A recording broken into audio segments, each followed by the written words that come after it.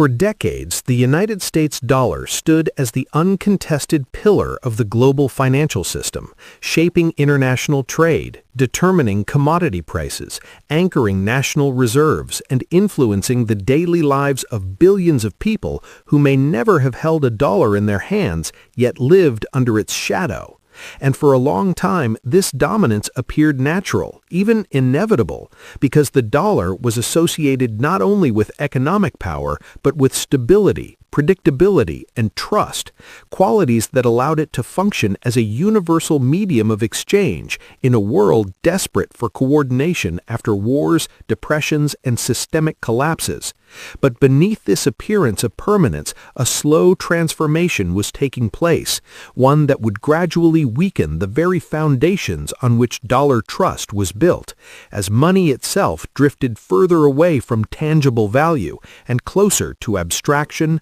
politics, and mathematical manipulation.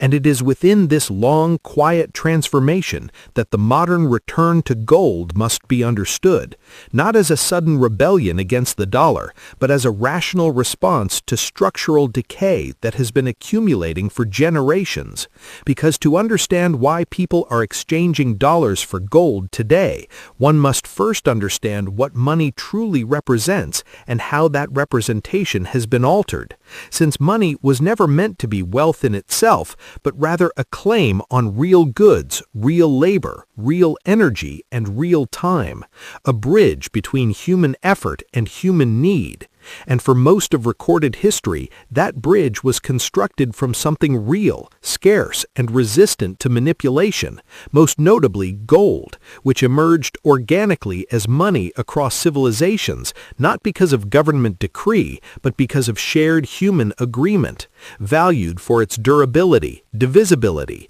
portability, and scarcity, properties that made it uniquely suited to preserve value across generations, unlike perishable goods or easily replicated materials.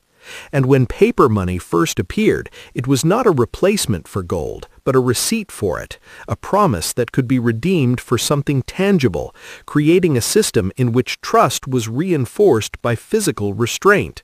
Yet over time, that restraint was gradually loosened and finally abandoned, most decisively in 1971, when the United States severed the dollar's link to gold entirely, transforming it into a pure fiat currency backed only by confidence in institutions rather than by material reality. A shift that granted governments unprecedented flexibility, but also introduced unprecedented fragility. Because fiat money, unlike gold, has no natural limits, and when money can be created without cost, it becomes tempting to use it as a solution to every economic and political problem, from recessions to wars to social unrest. And for decades, this approach appeared to work as economic growth, technological progress, and global expansion masked the long-term consequences of monetary excess. But fiat systems carry an inherent flaw that cannot be eliminated,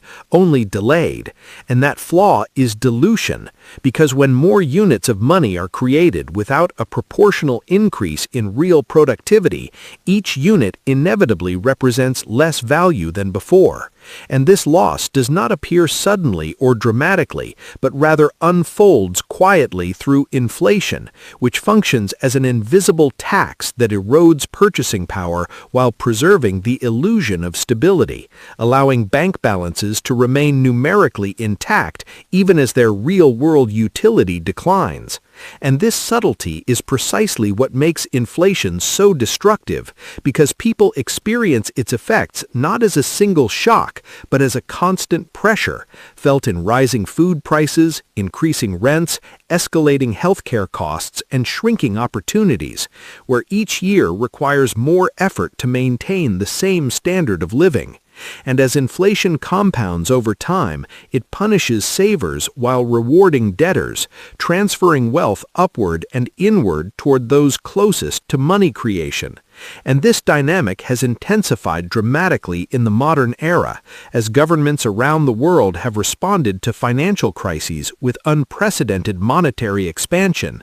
particularly after events such as the global financial crisis of 2008 and the pandemic-driven shutdowns of the early 2020s, during which trillions of dollars were created within months to stabilize markets and prevent collapse, actions that may have been politically necessary in the short term but economically corrosive in the long term, because every newly created dollar diluted the value of existing ones, accelerating the erosion of trust in fiat money as a reliable store of value. And it is here that gold begins to reassert its relevance, not because it generates income or promises growth, but because it preserves purchasing power across time, acting as a counterweight to currency debasement. Since gold cannot be printed, cannot be digitally multiplied, and cannot be conjured by policy decisions, its supply constrained by geology, energy, and human labor,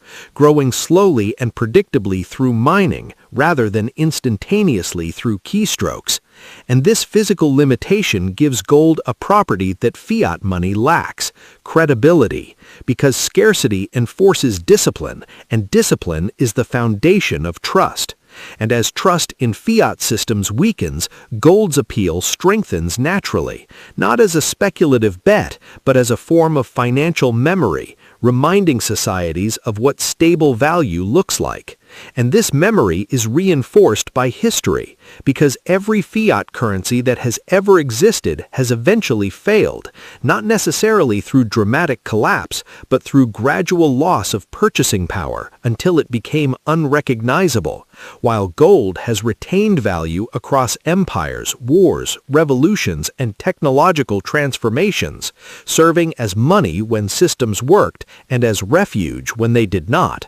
And yet, inflation alone does not fully explain the modern shift toward gold, because an even deeper force is at work, and that force is debt, particularly sovereign debt, which has reached levels that defy historical precedent and mathematical sustainability, as the United States and many other advanced economies have accumulated obligations so vast that repayment through traditional economic growth has become implausible, leaving governments dependent on refinancing old debt with new debt in a cycle that requires perpetually low interest rates and continued monetary expansion, conditions that further undermine currency value and distort markets.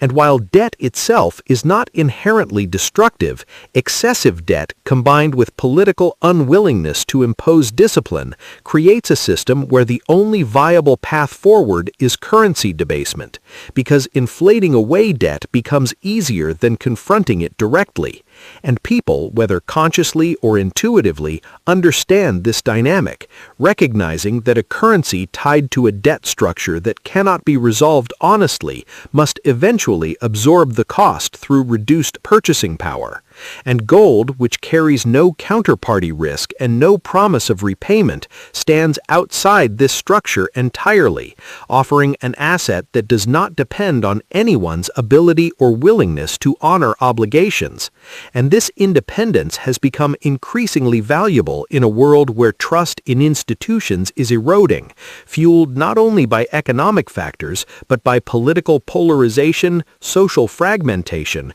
and repeated crises that reveal systemic fragility, from banking failures to market interventions that protect institutions while exposing individuals, reinforcing the perception that the system is asymmetrical in its protections and consequences. And this perception matters because money is ultimately a social agreement, and when people believe that the agreement is no longer fair or stable, they seek alternatives that restore balance and autonomy. And gold fulfills this psychological need as much as an economic one, representing permanence in an environment defined by volatility and uncertainty. And this shift is not limited to individuals, because one of the most revealing indicators of changing monetary confidence is the behavior of central banks themselves, which for decades were net sellers of gold under the assumption that paper assets and reserve currencies were sufficient, yet in recent years have reversed course dramatically, becoming net buyers of gold at levels not seen in generations, particularly among nations seeking to reduce dependency dependence on the dollar-dominated financial system, a trend driven not by ideology but by strategy, as geopolitical tensions have revealed the vulnerability of holding reserves in currencies that can be frozen, sanctioned, or rendered inaccessible through political decisions, transforming the dollar into a neutral medium of exchange as a tool of power that carries geopolitical risk, prompting countries to seek assets that cannot be weaponized.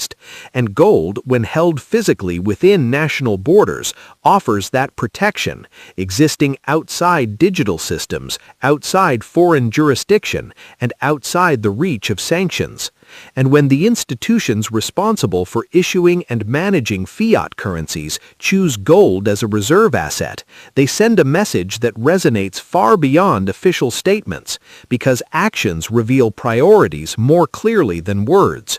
Beyond geopolitics, the rise of digital finance